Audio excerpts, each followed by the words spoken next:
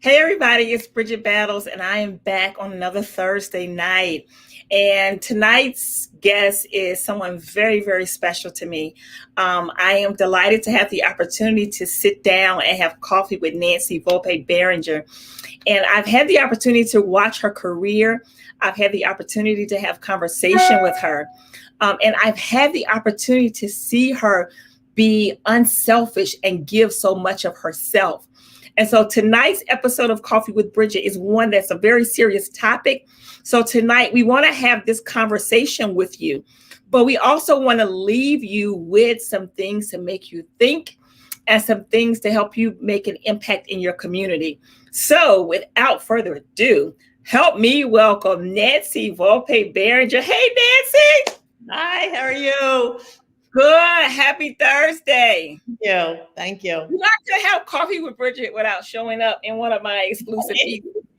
I love it. Anytime that you're talking fashion, or you're talking about clothes and you're with a designer, you always have to wear their pieces. So Tonight, ladies and gentlemen, yes. Tonight my jacket, my bolero, my drape, my zhuzh, Tonight, it's all by Nancy Volpe-Beringer. So, Nancy, you've had a very exciting career. I mean, you have, I don't even know how to put it into words, okay? Let's just start from the beginning. So, Nancy, can you tell my audience a little bit about, who you are and how you started this journey?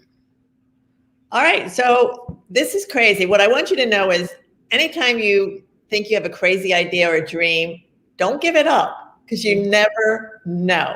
Because at age 61, I graduated from Drexel University's 3-year program, became a fashion designer. Now, that's pretty crazy. I remember at age 50 watching the first episode of Project Runway. And I said to myself, geez, now this is crazy. Why would I even say it? I sewed as a child, like a 12-year-old. I took a summer school sewing class and I sewed my high school clothes for the football game, but that was it. So I said to myself, if I had studied fashion, I could have been on this show. Now, why would I think that? I could have been on Project Runway. I'm here saying that at age 50. I'm not a fashion designer. I'm in the corporate type business. And then fast forward 14 years later, I make history as the oldest ever contestant on Project Runway. I love it, Nancy. So I'm sending you love right now. I love it. And so I just have to tell my audience something. So when I first met Nancy, so I am not a model, okay? And Colleen, if you're watching this live, or Colleen, if you're watching the replay. So Colleen, the founder of the Philadelphia Trunk Show, Colleen, feeds my ego, and she allows me to model in her fashion show. And so we were meeting the designers, and the moment I saw Nancy, she had on this black zhuzh right here, and I walk up to her, and I was like, oh, I really like this. And I had to try it on that night. And after trying it on that night and taking pictures in, I knew I had to have one. And so fast forward, I was able to go to Nancy's studio. And this is like one of my favorite pieces. Thank you. Yes. And Nancy, I want you to know I wear this on date nights too. Okay. There you go. Oh, I like it. I wear it on date nights with jeans and listen. Yes. Exactly. Yeah. Yes. So Nancy, you made it to Project Runway. And so for any of my viewers who are watching, the first thing I want you to take away from what Nancy just said is that she had a dream and she never gave up on her dreams. Somebody put in the comments, never give up on your dreams. Never give up on your dreams. She had a dream. And so Nancy, even with you having that dream, how did you discipline yourself to still be able to, this is a big career undertaking. This is a huge change. What did you do to discipline yourself to be able to do this? Well, when I say it was a dream, it wasn't something I was striving to attain. It was a fantasy that I never shared with anyone. Mm-hmm. So my life had always been practical. I became a single parent of a 3 and a 5-year-old.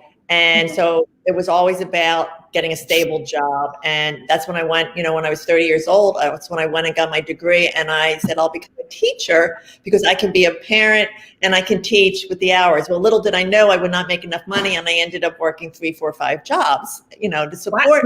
Wow. Uh-huh. I took like freelance jobs. I would teach a twilight program. I would teach when the kids would go to their dads a Friday night at the community college. I did whatever I could. So that was being practical, but I was always saving. I was very fiscally conservative because I knew I'd have to take care of myself, or thought I did. So it was planted at some point in the back of my mind, but again, it wasn't something I was striving to do. And I was very successful professionally, and I loved learning things, and I was always creating. That's the common thread that I didn't understand. I always explained it that creativity was my oxygen. So whether it was in a business, leading a project, creating a spreadsheet, I was creating something new, and I needed that. And so what happened was, you go fast forward through all these amazing, wonderful opportunities I had through my different jobs. And I had many different ones because I get bored, because I needed to keep creating. And then what happened was I reached the pinnacle of success for me at the time, and I got this big promotion. And then I started to suffocate because I couldn't create. I was managing people and things and not creating. And I remember, I've told the story over and over again, it was 3 a.m. Now here I should be happy because now I finally have financial security. I've got everything I thought was so important, but I can't sleep and I know there's something wrong. I'm not living an authentic life. And I'm thinking of my sons. One's very successful in business, a president of a small company, and the other one is a musician from Berklee College of Music, but he's teaching himself videography and photography to help feed himself, to learn new skills. And believe it or not, I got envious of my own son. Mm-hmm. I mean, that's honest truth. I got envious because I was so just thinking like, wow, he's learning all these cool things. And I asked myself, if I was young again, what would I want to learn? But as soon as I said that, I answered it. And I don't know where the answer came from. It must have been there. And it was a fashion designer. I start Googling at night, all the different programs. I see something for a interior design. I'm like, oh, maybe that's practical. Because at that point, I think I was 57. And then I'm like, no, this isn't being practical. I'm just fantasizing. I'm not sleeping. But then once I found the program, by the next week, I was in New York researching schools. And that's just, it just happened. I was determined, and I walked away. Now here's somebody who single parenting, working all those jobs, and I had my security, and I took my life savings, I walked away from it, and I found that right in my backyard, there was a 3-year program at Drexel University, and I enrolled in it. And that was the beginning of it. I like how you said creativity is your oxygen. Yeah. Absolutely. And so creatives and dreamers, you have to find your thing, like whatever your thing is that gives you oxygen, because oxygen is what gives you life. And yes. So having your thing, I think it's important to have your thing. So now fast forward. So here's the other thing, Nancy. So after we met, that's when you got casted for Project Runway, all in a matter of like a few days. You remember that? Well, I knew. I just couldn't tell you. I met you. You knew then. I couldn't tell you. Got it. Okay. Got it. Okay. Got it. So fast forward, give us like a little snippet of what the Project Runway experience was. How was it? Because we only see a certain piece of it on TV. We all don't see the behind the scenes stuff. Okay. Everybody listening, shh, I'm going to tell you secrets. Nobody's supposed to know this stuff. So this is between you and me, okay? I'll get in trouble now. I'll tell you. In so many ways, it was what I expected. In so many ways, it was the unexpected. The one thing I knew, now it's crazy. Think about this. I applied for Project Runway the year I got out of school. Mm-hmm. 1 year experience, 1 year. And when I didn't get on the first time, I almost was relieved because I thought I've got another year to learn and study. And I really trained like an athlete. Like I took that opportunity to apply very serious. And the first time when I got so far through the process, So I went to took a course in London at the #1 fashion school in the world in the summer. I took couture classes in Baltimore. I took an online class out of Paris. I was in physical therapy for 2 years with all the arthritis that developed. Like you can see, I can hardly turn my neck. I trained like an athlete. That's what the doctor said, going into a Super Bowl or World Series. And I practiced, I studied, and I just took the skills that I had, knowing my skill set was going to be less than the seasoned designers. But what I had that I knew nobody could beat was my energy. Like, it didn't matter that I was making history as the oldest ever. They never even had anyone in their 60s. And here I am, 64. But I knew there's nobody that's going to outlast me as far as energy, because Drexel, you would have 80, 100-hour weeks. When I graduated, I continued working 7 days a week. A 12-hour day was an easy day for me. My most frustrating part about Project Runway was when they would end the day and I'd have to leave the studio to go get some sleep, because I would have kept going. So where everybody was getting tired or just exhausted, I knew that was my strength. And my strength was by process and being focused and not competing with other people. I never competed against the other people. I competed against myself and my time management and my fabrication. So I think that helped me a lot. Wow. I love that you said, how, that your strength, your tenacity, training like an athlete. And I think that's something important, especially to our creatives and viewers who are watching. So one thing I want you to definitely take away, number one, is you have someone who's actually lived in the experience. And so I think that's important when you are creative and you're looking to advance at your craft. You connect with people who are either in the experience or live through the experience. And so that is important. And that's a great takeaway. The second thing, the fact that you said that, no one would outwork you, you were competing with yourself. And so one of the things that I consistently say to people who I work with or who I'm having conversation with, and that is, if anything else, you got to be accountable to yourself. Yes. If you are not accountable to yourself, you will not succeed. It's not about what anybody else is doing. It's about what you are doing. And you have to be accountable to yourself. So now you've gone through this process. Now, how exactly did your family respond to your sons respond to actually seeing you on TV? What was their response? Oh, well, first of all, my family, most of them couldn't know that I was gone. I was gone for almost 7 weeks. No social media, no computer, no phones, no watches, nothing. And you had to just sneak out of town and not tell anybody where you were going. Now, my sons knew. My one son, actually, the one that I was envious of, he begged me not to do it. Really? Yes, he begged me not to do it because he had watched and seen firsthand the bullying that I experienced as an adult. And he knew what a vicious world. It was really, it's a reality TV show. You're putting yourself out there to social media, which could be really cruel. And he was trying to protect me. Mm-hmm. But I appreciated the words. And I said, there's something telling me I need to do this. And I believed it was my destiny. I believed I was getting to do it for a reason. And I didn't know how far I would go, but I was fully committed.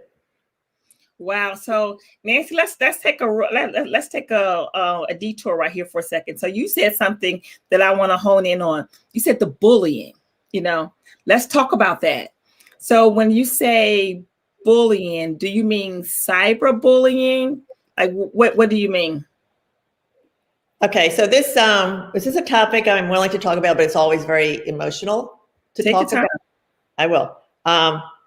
It's adult passive aggressive bullying. I'm sure we've all experienced it and we don't even realize it because we've almost accepted the behavior. Mm-hmm. So adult passive aggressive bullying is when people are talking behind your back, mm-hmm. or you walk in a room and you're being ignored. Your work is being sabotaged. There's all different ways that we've been bullied. And the thing about bullying, it doesn't seem like a big deal. I mean, I'm an adult. Okay, somebody's talking about me, or I walk in a room, somebody's ignoring me. Somebody's bad-mouthing me. It's their problem. Everybody says, oh, it's their problem, just ignore it. If you're the victim, it hurts. And I want people to know it. It hurts. And the other thing I want people to know is there's no innocent bystanders. So if you are part of the conversation or listening in or not doing anything about it, you're part of it. You've got to own that. And so I didn't understand it. I have been bullied multiple times as an adult because I was a teacher advocate and a school employee advocate. I would stand up for you, Bridgett, in a second with no hesitation. I didn't know how to stand up for myself. And it wasn't until I confronted a bully after years of it that I became a survivor. And so, and I experienced it at Drexel. I experienced it at school. I experienced it in the workplace. Personally, I've experienced it. And I experienced it on Project Runway. Mm-hmm. But I've grown from it and it's made me who I am. But I want people to know it sounds petty, but passive aggressive adult bullying is real and it hurts. It really hurts. And it's something I still have to work at sometimes. Once you become a survivor, it doesn't mean that you never have to deal with it. You have to still have your strength. But we accept it as commonplace. It's not, and it shouldn't be. We should not allow it, and especially in today's world when you see bullying happening. For me to have watched what was going on the past 4 years, was, I wear every day a no hate bracelet. I try to live my life that way, but yeah, it should not be accepted, and we're not innocent bystanders. So I have to tell you, I celebrate you, and I celebrate you for the awareness, and I celebrate you for having that tough conversation. So one of the things that, I'm so grateful for, and that is, my background and my level of expertise for diversity and inclusion, and having these conversations, they're not easy, but they're necessary. And so given not just the political climate, but the recent social injustices, we're still dealing with discrimination. So many different pieces that are part of this puzzle. So being able to have that conversation, it brings truth to the forefront even more. And it also begins to equip people. Because I think what I said to you previously before we got on live was that, going through all of these things lately, what I've learned I had more allies than what I thought. And so I've learned I've had more allies from people who I did not expect to be allies. And what was one of the most beautiful disasters, I guess what you want to call it, is that when you finally have the conversation and you understand and listen to the difference between intent and impact. And so when you're really able to really define that and decide that and have those crucial conversations, that is when true healing begins. And that is where growth takes place. But it's not until we have those conversations. So one of the things that I facilitated some what we call brave conversations. And I also chair a diversity and inclusion task force for the Women's Resource Center in Wayne. And so one of the discussions that we talked about was that one of the ladies in the group, she said this, and it came from such a great place. She says, I don't see color. And so, yeah, she says, I don't see color. And I knew what she meant. And I was not offended by it. However, like you said, there are no innocent bystanders. So in the moment, I had to address it in the moment. So for those of you who are watching, when you say, I don't see color, saying I don't see color, you're saying you don't see me because I'm an African-American woman. I'm a Black woman. So I understand when you say you want to treat everybody equal or treat everybody the same. Here's the difference. The difference from a diversity and inclusion perspective is this. So we'll do it based on a medical diagnosis. Just because someone may have lung cancer, someone may have breast cancer, all cancer needs to be treated. All cancer does need medication, and there is a process. The difference is you don't treat lung cancer the same way you treat breast cancer. There is a difference. And so whenever you say to someone like, I don't see color, you're saying you don't see them. You're not acknowledging who they are. You're not acknowledging their culture. You're not acknowledging their heritage. So that was one of the, the great things that, I was able to share in that conversation. The other thing that was a very valid thing that helped us in that conversation is that listening to everyone I found I had so many of my white friends and colleagues who said to me that even when, Mr. George Floyd was murdered, they didn't know what to say. They wanted to support. They wanted to say, they wanted us to know, wanted me to know that, they were saddened, but didn't know what to say. And so for me, that was, that's why I said a beautiful disaster. It was my time to have a hard conversation, but it was a heartfelt conversation. And so we both were able to have the conversation and share from our hearts and hear each other. And so I think that alone, developed, additional allies, but it also laid the foundation to really create, an inclusive culture. And that's what we have to be, an inclusive culture, because we're not all the same, so just having those conversations. So I celebrate you. Like, I celebrate you for sharing that and being okay with your story. Yeah. I think that's what happens with a lot of us. Part of our healing is being okay with our story. None of us are perfect. All of us have something we're dealing with, working with. But the more we talk about it, it helps somebody else. And while it's helping somebody else, it helps us. Being honest with yourself, I agree. Because I used to say, well, I was in an unhealthy relationship, or this was unhealthy. No, it was abusive. No, it was being bullied. I had to own it. Before I could heal, I had to own it. I had to own it. And it's so interesting that you were sharing your conversation about I don't see color, because I with the Black Lives Movement, and I hate using the word movement because I don't want it to be a movement. I don't want it to be this thing that's in a box. That it's like, okay, the movement, and now it's over. Like, it can't be over. Like, it never can be over. It's just got to be ingrained in how we treat people and treat the Black community and support Black people and try to understand and ask and accept our ignorance, but don't use our ignorance as an excuse. Use our ignorance as an inspiration and motivation to learn and do something about it, hold ourselves accountable. So I have used those words. And I said, and before you even said that, I was thinking about it today. I'm like, I've used those words innocently.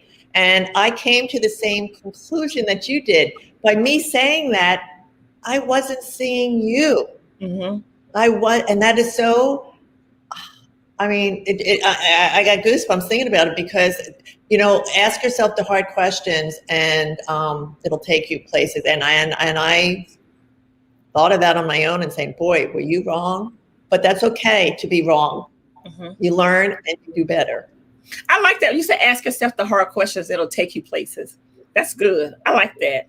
Well, one other thing I want to share is that when we tell anything about my story, I didn't know I lived my life this way, because I was always such a very shy, introverted person. I kept everything within. Nobody ever knew I had problems. I didn't talk. But Elaine Welteroth, when she was promoting the show, I heard her say, make fear your friend.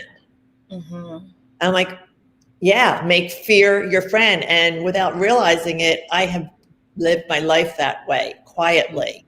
But it's so freeing to do so. Wow. So let's talk a little bit more about the Black Lives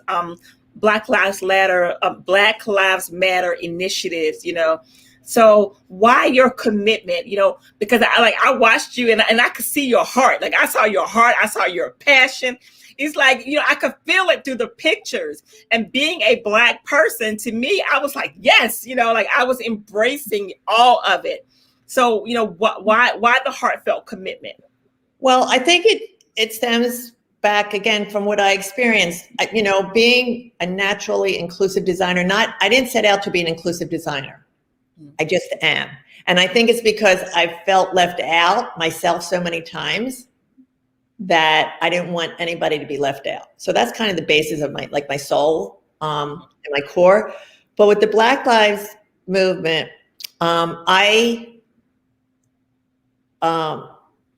stepped back and I didn't say anything at first. I read, I watched documentaries. I mean, for me, to understand that the history that I learned, I don't even want to use the word history, to understand what I was told was history growing up was not really what happened in our country, that the Civil War did not end slavery.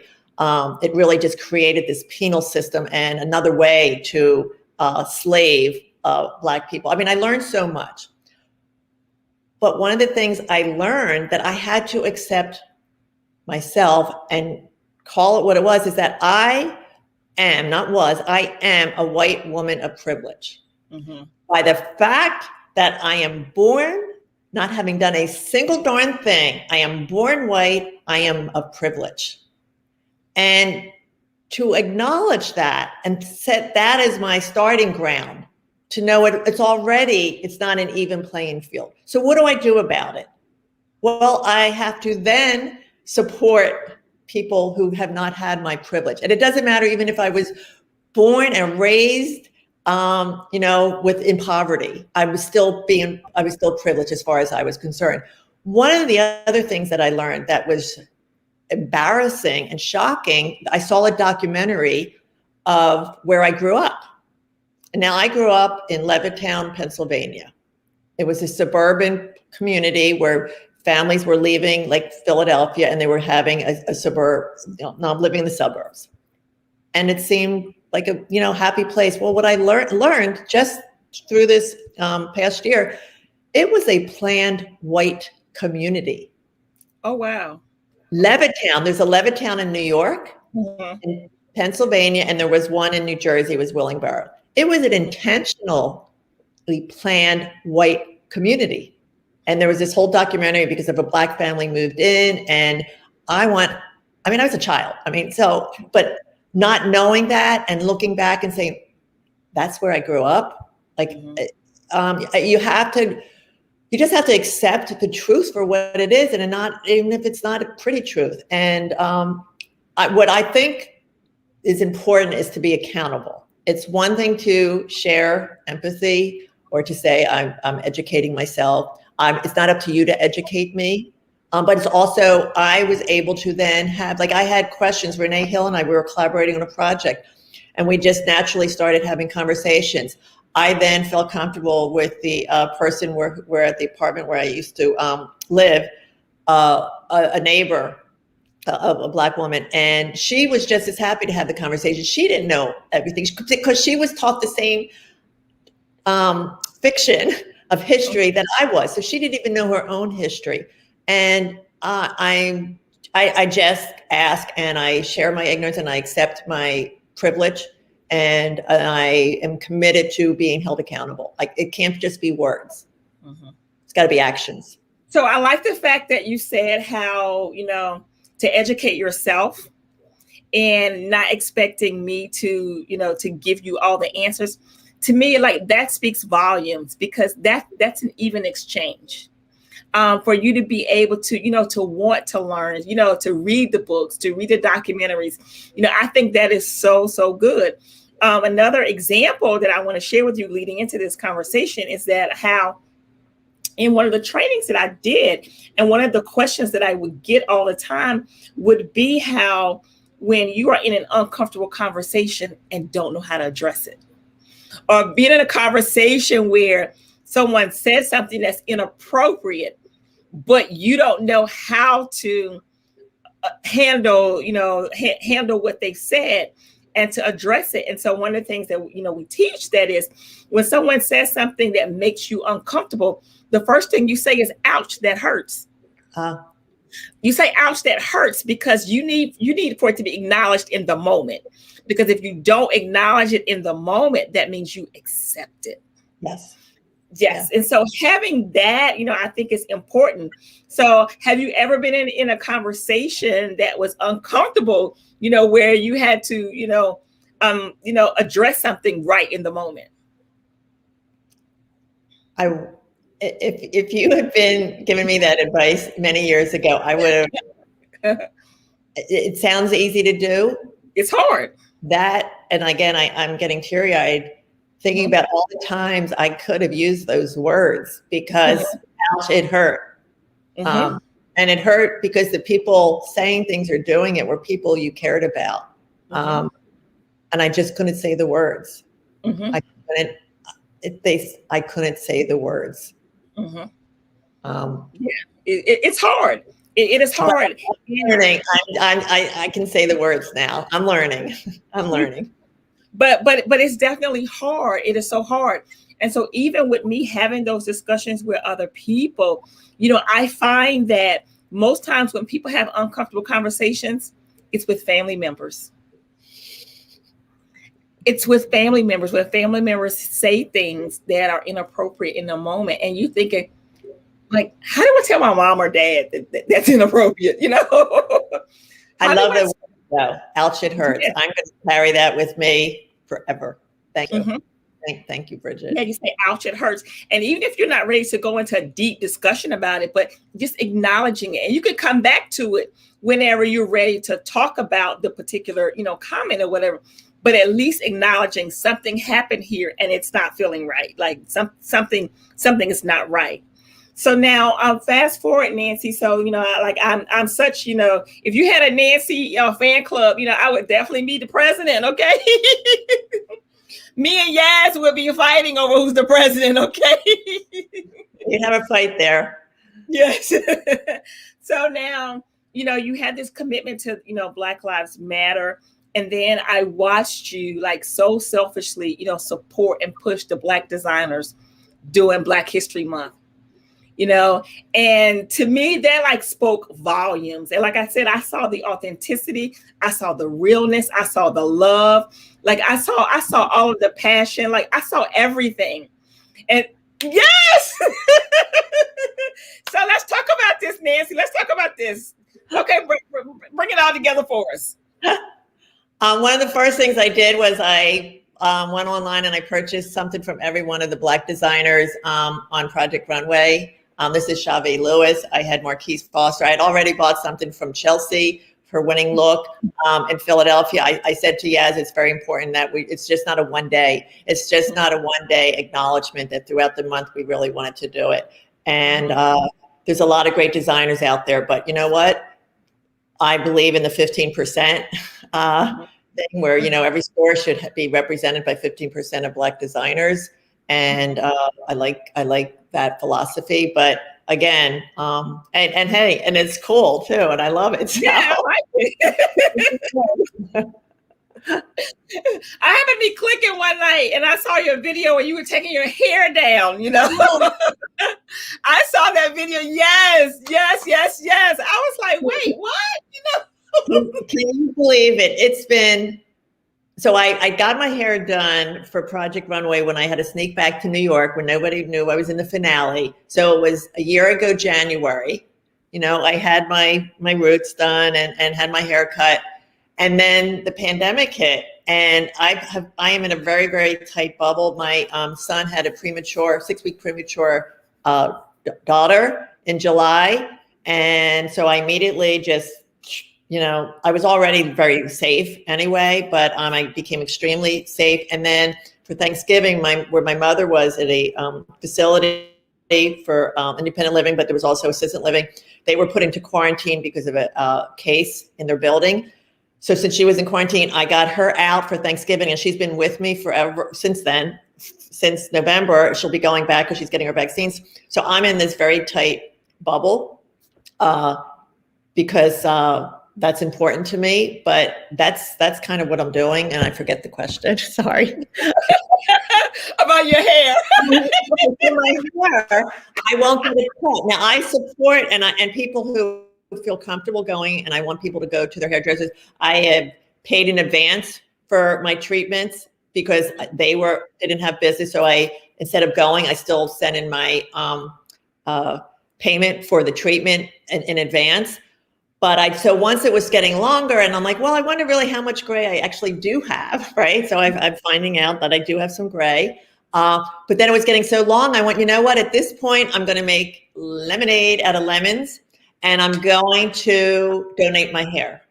So the only thing is and I did look, because somebody says it can't be processed at all, but I found it's okay. But I need to have it long enough so that I'm left with some hair. So I'm being really selfish. So it's already, and that's what I'm going to do. I'm just going to let it grow. I cut my bangs, but picture that, a 65, wait, no, I'm not 65 now. Now that's when you know you're getting old, when you forget your age. I just turned 66. So imagine a 66-year-old not having her hair done in over a year and going and doing things, photo shoots and live things. But you know what? Priorities, and the health and being able to help my mother and my granddaughter. And so what? But I'm going to cut my hair. It'll be an event. We'll make it an event. Yes. We're going to have somebody do the cutting and then we're going to donate it. So Nancy, I'm looking at some of the comments and people are writing, make fear your friend, make fear your friend, make fear your friend.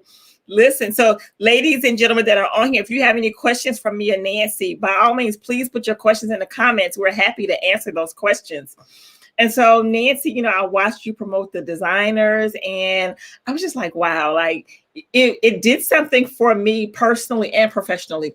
It did something for me personally as a Black woman, but professionally also as a diversity and inclusion, professional, that, it was just beautiful for me. So now, like, fast forward, Nancy, everything has come full circle. Like, it's come full circle. Like, you're now living your dream. You've gone, you're not just a regular fashion designer. You're not regular anymore. Okay. You're not regular smuggler anymore. Okay. You're next level Nancy now. Okay. You're not. You are the fan club president, at least co-president.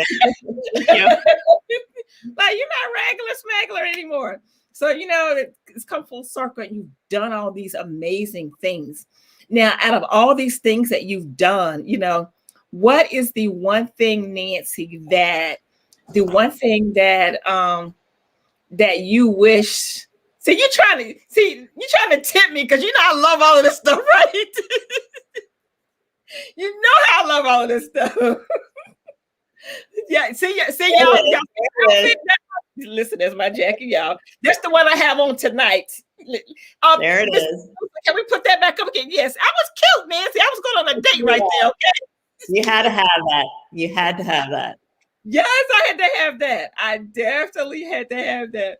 So what is the one thing, Nancy, that gives you that level of comfort knowing that you are fulfilling your purpose? Like you are doing what you're supposed to do. You are where you are supposed to be. I think the hardest part of the pandemic, besides trying to keep my business alive, which has been really tough because I can't meet with people, I always felt I got to do this for a reason. At my age, like, why? There's so many designers out there. We all have dreams. Why did I get to live this? And for me, it was that I was going to be able to do good with my fashion. So I was so involved with supporting events that are empowering women, helping disadvantaged children. I was using my fashion at these events, and that all got shut down. Like, picture this on, I think it was March 12th, a Thursday, a year ago, was the finale. And here I'm the runner-up on Project Runway. And that was a Thursday. Monday, we were shelter in place. So all the events that I was supposed to do, I was supposed to go to Nova Scotia, talking about adaptive designing for a senior community. I had all these. Nova Scotia, okay. I was supposed to do all this stuff, and it all got shut down. But I still, what helped me, and what I still know, there's a reason I'm doing this, is when I wish I could share my Instagram and my comments with everyone, because I don't know if people realize when you take a moment to say something kind and supportive, how much that helps me and inspires me to keep going. And where there was a fear of the social media. And even when I posted initially about Black Lives, I was like, if it's not taken right, but I think people understand that I'm authentic and I'm honest, and that has really helped me. So it's the people that's allowing me to keep going, and the support. And I can't say it enough that when, as you said, the allies you're finding out, when people take a moment to make that comment, to say, oh, you're inspiring me. I hear from people all over the world, and the people in fashion that are not represented, the people that need adaptive designing, people that have not had a voice. Fashion should be fun, and it should be something that allows you to express your individuality. That's what it is. And I want everybody to have that same opportunity to express themselves, their individuality. Wow. Wow. I love it all. Like, I love it all. So, then Nancy, I like you shifted and started making face masks, because we're going to be wearing masks now for quite a long time. Like, quite a long time. I got something right here. Hold on one second. Okay. Right here. I hope y'all are enjoying tonight's conversation because you're getting up close and personal. Listen, what you got? Well, so the mask we started immediately. We had a chat room with all the Project Runway designers, and Brittany from Texas said, I just heard there was a shortage of masks. This was like before everybody even knew it. So within like 2 hours, I was cutting out masks. We shared a pattern, and I was making masks and donating them. And then I got involved with the task force, Philly Aid, and start working with them. And then people started asking me for, can they buy them? So I pivoted to making masks, and actually that helped keep my business up and running and surviving. But so then I started to try to create fashion. Again, I call them Zoom tops, but they're virtual capes. But I have and this just happened to be because I was on a shoot here. So I make all kinds. I make oh, that would look good with what you're wearing. Yeah, that's cute. Yeah, see? So they match tops. But these are like the pretty ones. I usually have one around my neck. It's really interesting because when the CDC just had the new set of guidelines that maybe wear 2 masks because you needed the right fit, I'm so proud because I did so much research in our mask making that they do fit properly because, they have the lanyard that, so you're always with your mask. They have the filter pocket. They have a wire. They said have a wire at the top of your nose. I have a wire underneath my chin, so it can be fitted. And again, I think it's part of adaptive design and making sure everybody can be safe, not just the perfect face. So I'm really proud that I didn't just make masks, but we really studied and tried to come up with a safe mask. And that's been very helpful. It feels good to help people be safe. And I get comments all the time that it's like their favorite mask. But also it helped my business. I have to be honest. I don't know what I would have done if I didn't have some income coming in. So Nancy, we have a question for you. Okay. The question is from Tammy Watkins Miller. Tammy says, I'm at a place in my life where I'm ready for the next stage of my life and want to move into what I'm passionate about. Did you start fashion school while you were still working in your career, or did you stop working and then go into school? Like, how was your process? So this is where I think the journey and all the things that happened early on in my life, because I was always working all those extra jobs and very conservative with my spending, I had money saved up. Mm-hmm. So when I decided to leave, I had some income assets. I had a savings account, and also I was very fortunate. I was going to be walking away with my health benefits and a small pension. So it's not just like, oh, it happened. And I was recently married. So everything lined up. And so what I was able to do was really, I'm so blessed that I could just quit, walk away, and do full time into it. But even while I was at Drexel, I mean, it was like 80 hours a week. And I'm trying to think, how can I find 10 hours to spend with my husband? But then I got a chance to be a graduate assistant. And I'm like, for 20 hours a week, I'm like, I don't have 20 hours. But it was going to pay for part of my tuition, and it was going to give me a stipend, which I saved all my stipends, and I bought my equipment. So even then, it was like I took the opportunity when I could bring some extra money into work to make this dream happen. So yeah, I was lucky. But I took a risk. I took my money and I just put it behind me and said, you're going to do this. This isn't a hobby. This is what you're meant to do. So this is my question. So how do you practice self-care? Because when you have all these competing priorities, how do you practice self-care from, making sure you're eating properly or, or, Who are you asking that question to? What? Okay. So before the pandemic, I was getting my neck treated all the time. I don't do that. I haven't done that. I tried it every day because it's at the beginning and at night is when I have the most pain because I wake up every day in pain. And then if I wake up in the night, I'm in pain. So I try to do my stretching in the morning. I don't sleep well. I'll tell you that. And I think the pandemic has made it worse.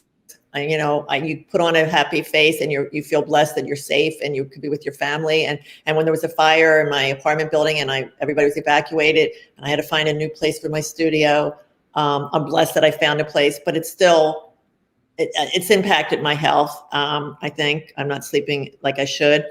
Eating, what I do is I've always, just because I'm thin, I always watch what I eat, but I always save my calories for maybe ice cream at the end of the day or a snack. Just to deprive myself. But I watch my calorie intake, but I hate working out. Like when I was in the 2 years of physical therapy, I kept saying, when are those? And I'm at a facility where all professional athletes are surrounding me. And I'm like, when are these endorphins going to kick in? I heard people go to these endorphins and they love it and it feels good. And I'm like, when is this going to kick in? I hate it. So it's something I like to do. I did it because I had to. So yeah, I think you need another guest too. And I'll make sure I tune in and listen because I need to. So then, my next question to you, Nancy. So like, what do you do for fun? Like, are you reading do you read like books or like, what do you do for fun? For me, designing is fun. I've actually missed the creative part of designing because with the mask making, and we do have a new project we're working on, I just haven't there hasn't been an opportunity to design something new. So right now I'm getting joy out of helping with my granddaughter and trying to reset my priorities. And we were just talking tonight, like if there wasn't a pandemic, things would have been a lot busier. I might have still had my 80 hours a week, 100 hours a week. I wouldn't have had this time. So I've got to look at it and say, well, but I got this time to help with the development of my premature granddaughter who's doing wonderful. So I used to play a lot of golf. That's how I met my husband. You heard on the show, I met my husband on golfmates.com. Wait, on golfmates.com? That's a thing. I need to look that up. Wait a minute. I don't know if it still exists. Listen, all my singles, fashionistas, we got to go to golfmates.com. Let me tell you something. It was a great site because guess who plays the majority of golf? Men, right? So, I mean, I wasn't back then too. I wasn't really interested in a relationship, but I was on different dating sites. But I went, oh, what the heck? I did love playing golf. And I was actually my husband's one and only internet date. He said he had about 10 seconds to meet me before I was. I actually was coming back from a date and going to another one, whatever. But as soon as I met him, you know what? The respect he showed me. I was supposed to have a date the next night. I canceled it, and the rest is history because respect for me was so important in my life to be respected, and he is my biggest champion. So now, online dating, because I had someone on back in December, Dr. Marquita, Dr. Love, and we talked about online dating. Like she gave us like all these tips and tricks and things to do for a holiday and Valentine's Day and all that kind of stuff. So now, online dating, were you nervous? Like, are you just? I was just, you know what? I was just having fun, but always safe. I mean, you would meet somebody in a public place. You'd go to them. They didn't know how to get in touch with you. Plus, for me, it was like I didn't have a relationship with somebody on the phone or emailing like for weeks and then or months decide to meet them. I was just like, all right. I was like, all right, you sound interesting. Let's go meet. Like right there. And then I didn't feel like I needed to make it work. I mean, sometimes actually some people got mad at me. It's like, well, you're not giving this a chance. And I'm like, well, I don't have to. Because ladies, you don't have to. I had a lot of stuff that I used to feel like I had to do to keep the relationship going, and they wasn't good for me. And so you don't have to do this anymore, Nancy. This is like, it's okay. Be by yourself. But anyway, yeah, I had fun. I did not expect, trust me, to meet somebody and marry somebody that I met online. But I did 10 years ago. I love it. I love the part you say, I don't have to. Ladies, but then you don't have to do certain things if you don't want to. You don't have to. No. do what you want to do what you love, but most importantly, like show up for yourself. Yes. So, ladies and gentlemen, if you have questions from me and Nancy, we have a few more minutes. We would love to. Can I bring my guest? Yes, Nancy has a special guest. Yes, bring a special guest in. Go ahead. All right. You got to introduce us to your special guest. So when you ask how I'm inspired, I live every day with Kamala. So there you go. She had a Thanksgiving dinner with us. Okay. She had it with us. She had Christmas with us. Okay. So President Biden, he had been with me for the past 4 years. So, you know, I already had President Biden with me. I actually met First Lady Jill Biden at a rally in Philly, and I have a picture of Dr. Jill, myself, and the cutout of President Biden that I have on my Instagram, which that's one of my fantasies. I want to design for, you can put that out there in the universe, please. I want to design for Dr. Jill. Yes, that would be so I'm a Philly girl. Well, she's a Philly girl. I'm a Philly girl. We both were teachers. She's a teacher. I work with refugees. I mean, we have too much in common. I need to do this. So that's in the atmosphere. Yeah, we're going to start it. Listen, put it in the atmosphere. Nancy wants to design for Dr. Jill. We're going to put it in the atmosphere. Nancy, listen, I'm reading the comments. People are telling me, oh my God, I love her. I love her. I mean, listen. So here's the thing about Coffee with Bridgett. The great thing about Coffee with Bridgett is that you get the chance to meet, you know, some amazing people who I have met and who give so much of themselves because they love to support the community. They love sharing their stories and they want to see other people grow. And so I'm so happy that, you know, I get the chance to like talk to all these amazing people. And so, Nancy, I have to tell you, like, you are a consistent, like, encourager for me, you know, also. And one of the things that I love about you, is that you march to the beat of your own drum.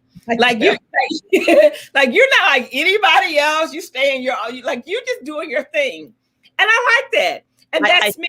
I don't care what anybody else is doing. I know what I'm doing, you know. I think that's what happened on Project Runway. I think even the judges, they didn't share that part. They said they underestimated me. I think my fellow people, like they were like, oh, this is cute. We have somebody old on the show. Like she's going, you know, nice story. See you later. And because my process is so different than what that competition allowed, it took a while. But by the end, they got me. And even Elaine and Nina, they were like, we underestimated you. We get you now. And it was very, to have such an inclusive and sustainable, emotional collection at New York Fashion Week was just a joy. But yeah, I was underestimated. But they didn't realize, Philly girl, come on, you know, don't mess with us. Don't trust the process. So when Colleen did the Philly Trunk Show, you heard me talk about it earlier. So last year we did the Philly Trunk Show virtual. So I even modeled Nancy's clothes here at my house. It was on the screen where people were buying her products then. So I can't wait to see what we do this year. So Nancy, like any new designs, like anything you can share with us that's coming, like, come on, give us something. Well, I do have a lot of, like, I call them Zoom capelets. So this isn't going to go away. So you could see where if I go up close, like here, sorry, Kamala, you can go in the back right now. But like I'm up close, you would think I'm dressed light to go out, but you know, I'm not even telling you what I have on that lower half of what I'm wearing, but I don't think I can put it up, but it's not much. See, it's just a little soft. So I have all this, you know, these pretend pretty tops, but you could still wear them out. But I'm working on something really good, and it's about upcycling and sustainability. I have an amazing, full disclosure, lots of great designer accessories and clothes that when I had the fire and I had to move it, I'm like, I don't need this. People want me to wear my own design. So I was actually hoping to raise money for for my adaptive collection. But we're actually developing a whole different website that's going to have direct sale of designer pieces, and they're all going, as many pieces as possible are going to be adaptable so that anyone has the opportunity to wear something. So we're putting a lot of effort, and that's Yaz. I have a new intern also from Drexel. We will be working remotely, but Yaz is spearheading that project. So that feels good to do that. So I have to say this, y'all. So I have to tell you, when the first time I went to Nancy's studio, she has some designer vintage pieces that I have never, ever seen in this world. Okay. I mean, like one of a kind pieces that you probably will never, ever see again. So Nancy, I just want to know so I can prepare my coins. Okay. Yes.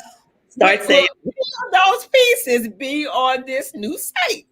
We're looking to a spring launch, probably by April. We're curating the initial part, but I hope, Yaz, if you're listening, I didn't speak. We were hoping for March, but I think April's probably realistic. But yeah, I'm really excited. And the thing is that, like, let's say I have the Stella McCartney tunic dress kind of thing, and it's got a hidden placard. Well, what I'm doing is, if somebody wants me to adapt it, say with magnets or Velcro, I'm going to take the buttons off. I'm going to sew up the buttonholes, reattach the button so that, and then underneath that, I will put the magnets on the Velcro. I want that to keep the integrity of the design and not to have to make it less than what it was meant to be. And I'm going, again, to offer that service, not for an additional charge, because people with special fashion needs should not have to pay extra. And so that's a way for me to give back too, and for my brand of inclusivity and sustainability. So I'm really excited. And it hit me. It was like, why you don't have to wait to design a whole new line. You can start being using sustainability, inclusivity, and adaptive design right now with what you have. And that's the pivoting. That's where you don't put yourself in a box. You don't put yourself in a box and say, okay, this was my plan. This is what I'm going to do. The best gift ever is to stay out of the box or jump out of the box and then rethink it. And that's what I did. Wow. So Nancy, how can all of my viewers, how can they find you? Okay, it's easy. It's nancyvolpeberinger.com. I'm on Instagram at Nancy Volpe-Beringer. My email is nancyvolpeberinger@gmail.com, just Nancy Volpe-Beringer, and you'll find me. And I appreciate the love, I support, and I would not be here without all the people behind me and people like you, Bridgett. I'm telling you, when I got your email, I mean, I got energized just knowing that I was going to get to talk to you. And you know, and we did the Big Philly Female Forum together. You remember? I'm on that panel. That was so much fun. I mean, I was telling my mother, she says, "What are you doing?" And I said, "Well, I'm going to do this podcast." I said, with, the Philly influencer in fashion and so many other things with diversity and inclusion. So I'm sure she'll want to figure out how she can listen to it and hear what her daughter's really up to. So Nancy, before we go, so to anybody that's watching us tonight, what words of encouragement would you give to anybody who is an up and coming fashion designer? And what words would you give to anyone who is a creative? And, what should they be doing during the pandemic to kind of like further their craft, further their dream? How would you encourage them? Well, fashion is tough, and it's got to come from within. Like, if you just like pretty clothes and you want to be a fashion designer, you got to be ready to fight and bare your soul and your heart. And, I walked away from financial security knowing that I probably would not have it, but that's okay if I could do good with my fashion. So be prepared for hours, and you have to believe in yourself. And I think that's for anyone, even with a dream. It's like believing in yourself, making fear your friend. Don't be afraid. And you know what? You make a mistake, it's not a mistake. When I designed that look for Tierra Whack for the red carpet, the very first piece of fabric I cut for the coat, which was for a fundraiser event before Tierra even saw it, I thought I cut it upside. Well, I did cut it upside down, the fabric, and I thought it was a mistake. So I put it on the dress form, and I realized, no, that's what it was meant to do. So again, it's staying out of the box, out of your head space, and letting, and in the energy, put it in the universe. Like, put it in the universe. This is hard, and I'm not underestimating how hard living in this pandemic is, and accept it and acknowledge it. So just because I feel blessed to be safe and to have time with my granddaughter and my mother, and to have a project, staying creative is really tough, especially with the fire in my studio being like, blown up into where not physically, but oh God, I don't want to start. No, I don't want to start that. You know what? No, wait. This is what no, wait, listen. I was Googling and I saw something it was over in England, how Project Runway contestant Nancy Volpe-Beringer is homeless after a fire. Yeah, I was homeless. I'm like, where did they get this? Because I think at some point I said I was homeless for, thinking I might be homeless, meaning that, my home, I had to walk away from my home, but then I went and found a place, but they took it out of context. And all you read was the headline, I was homeless. So, so her studio, y'all, it didn't blow up, okay? It didn't blow up. Let's make sure people know it did not blow up, okay? Anyway, but being creative, just create, just do it. And it doesn't have to be always in the field. Like I said, I could create, you can create by cleaning out a closet, you just find things. And that's the other thing I'm doing is that's my project. I heard it on the pandemic because I had so much stuff I moved. Listen to this, see if you can do this. It said to get started, on the first day of the month, find one thing you're either going to donate, you have to throw out, or sell. On the second day of the month, it's 2 pieces, 2 things. By the third day, it's 3. So I'm on what's today's date? The 8th. I have to find 18 things that I'm going to say goodbye to today, and tomorrow it's going to be 19. That's my. You hold it all to the end of the month and then take it, or what do you do? Take it once a week? Well, for some of it, because I don't have boxes, I've been making the list, or I make a pile, or I make a commitment of a list. Okay, these are the things that I'm going to, by the end of the month, have said I'm going to take out of my life. Mm-hmm.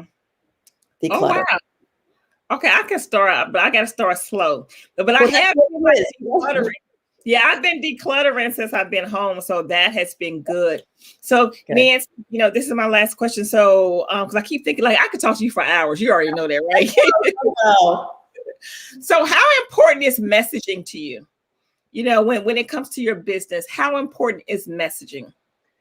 Extremely. I have to live the words, that I talk. I design from my heart and my soul. I speak to it, and I need to be authentic. At this point in my life, I lived so much of my life not being true to myself and my heart and what was good for me, and keeping all to myself.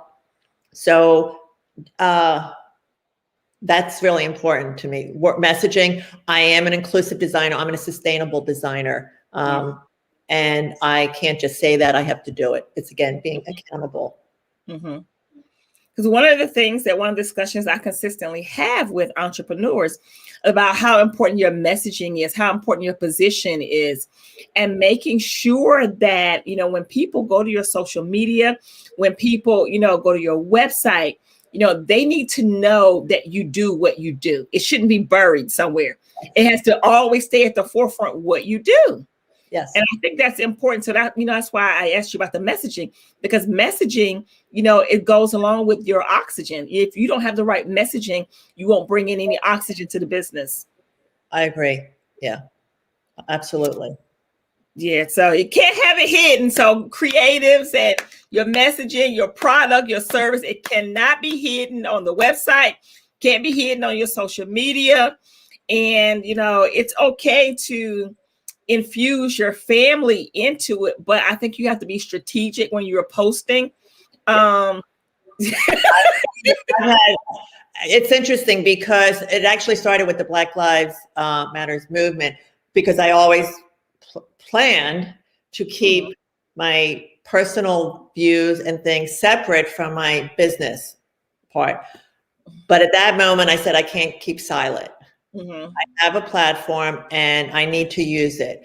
So I don't, I posted twice, my granddaughter, I had to do that.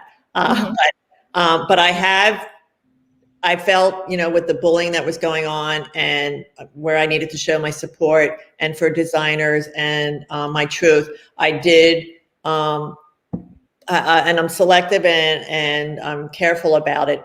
But my social media, my Instagram, I only have one. I don't have a personal one. You know who I am. Because that's the kind of designer I want you to know. I want you to know, because my designs, again, come from within. And so you need to know all of me. And I want you to know that part of me as far as my value system. Right. And I think that's important. And also, I think it's important as well that the person we see on the screen, and I can vouch for you, the person I'm talking to now is the person who I see in person. And I think that's so important as a creative, as a designer.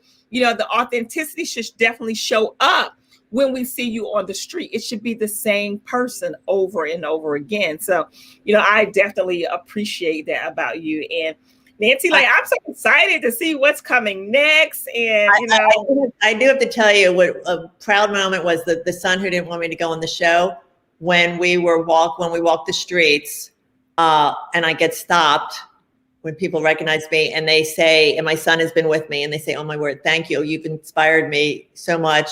I have not been happy, or I want to follow my dream." And for my son to hear that I, for even just a few people, made a difference and have been helpful, that it was worth the risk of putting myself out there. So that's kind of cool. Do you think you'll go on another show?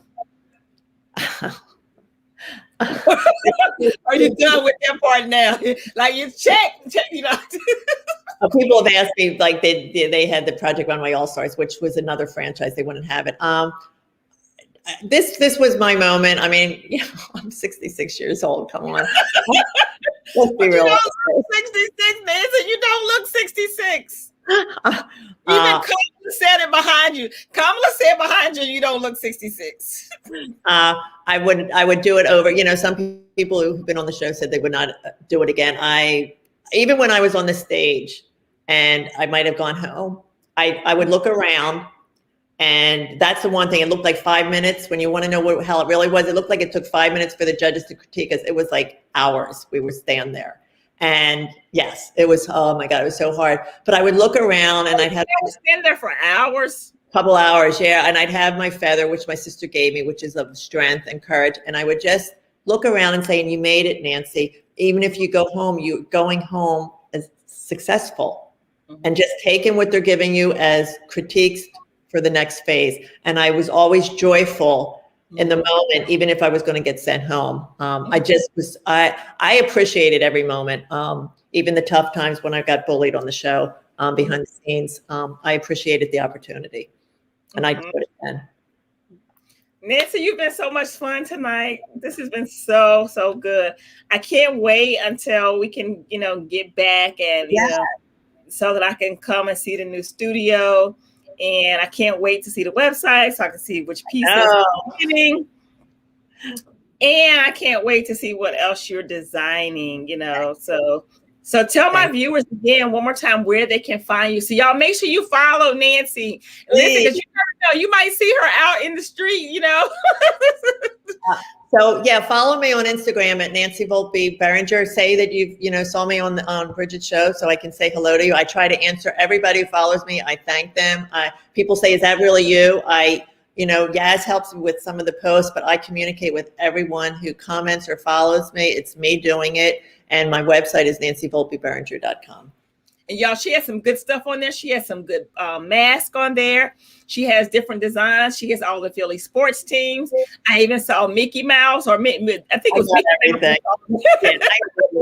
Whatever on there. And she is very committed to the Black Lives Matter movement, as well as supporting Black designers. And Nancy is just like she's just like someone who has been sent to your life to just be a blessing just with her presence. So, Nancy, this was so much fun. Thank you. Thank you so much, Bridgett. Thank you, everybody. Nancy, don't hang up just yet, because we have to get our after show picture, okay? Everybody, thank you. Be safe. Be safe. Thank you, everybody, and I'll see you back 2 weeks of Coffee with Bridgett. Please, by all means, go back and rewatch. So we talked about some good stuff, especially from the diversity aspect and from, bullying. And we gave you some good information. Make sure you go back and watch it. Leave us a comment. We'd love to hear from you. But most importantly, Nancy told us tonight, make fear your friend. Yes. All right, everybody. We'll talk to you soon. All right, Nancy, stay on, okay? All right.